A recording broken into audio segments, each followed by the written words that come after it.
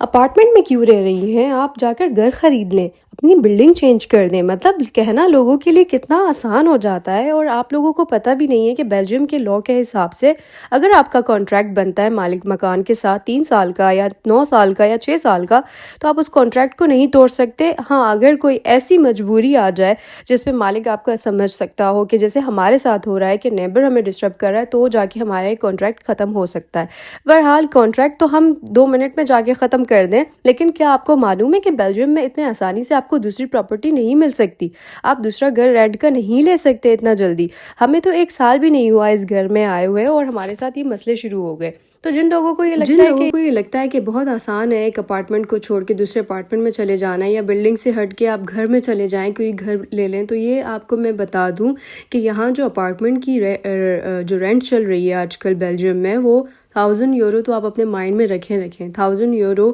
لازمی آپ اپنے مائنڈ میں رکھیں۔ ہاں، اگر آپ کو 700 800 یا 900 یورو میں بھی مل جائے تو بھی سمجھیں کہ یہ بہت بڑی بات ہے اور اچھی بات ہے۔ بہرحال اگر گھر کی قیمت میں بتاؤں رینٹ پہ، تو میں نے لاسٹ ٹائم ایک گھر دیکھا تھا کچھ ہی مہینے پہلے، تو وہ گھر جو تھا وہ 1300 یورو کا تھا، 1300 یورو، اور پھر آپ جو بلز ہوتے ہیں بجلی کے، گیس کے، پانی کے، انٹرنیٹ کے، وہ سب ہٹا دیں، تو مطلب جب آپ اپنا گھر نہیں ہے تو آپ کسی رینٹ کے گھر پہ 1300 یورو کیوں ہی دیں؟ مجھے تو خیر ایسا لگتا ہے کہ جو چھوٹی فیملی ہوتی ہے وہ 2 کمرے کے جو ہے نا گھر میں بھی ایڈجسٹ کر سکتی ہے۔ ہاں، اگر فیملی بڑی فیملی کے لحاظ سے اگر گھر ہوتا ہے تو وہ سمجھ بھی آتا ہے۔ اور دوسری بات، جو گھر میں نے دیکھا تھا نا، یہ 1300 یورو دیکھ کر میں تھوڑا سا اس لیے بھی شاکڈ ہوئی تھی کیونکہ وہ جو گھر تھا اس کا جو EPC لیبل ہوتا ہے نا، انرجی سیونگ جو ہوتی ہے، وہ بھی مطلب اس کی اتنی گئی گزری سی تھی کہ وہ C کے D پر تھا۔ مطلب آپ خود سوچیں کہ اگر آپ کے گھر کا جو EPC لیبل ہوتا ہے نا، یہ سب سے پہلے دیکھنا چاہیے آپ کو، کیونکہ اس گھر میں ہمارے ساتھ یہ سچویشن ہو گئی کہ ہمارا گیس جو تھا نا وہ مطلب بہت زیادہ لگ گیا، بہت زیادہ یوز ہو گیا۔ اس کی ایک وجہ تھی کیونکہ یہ گھر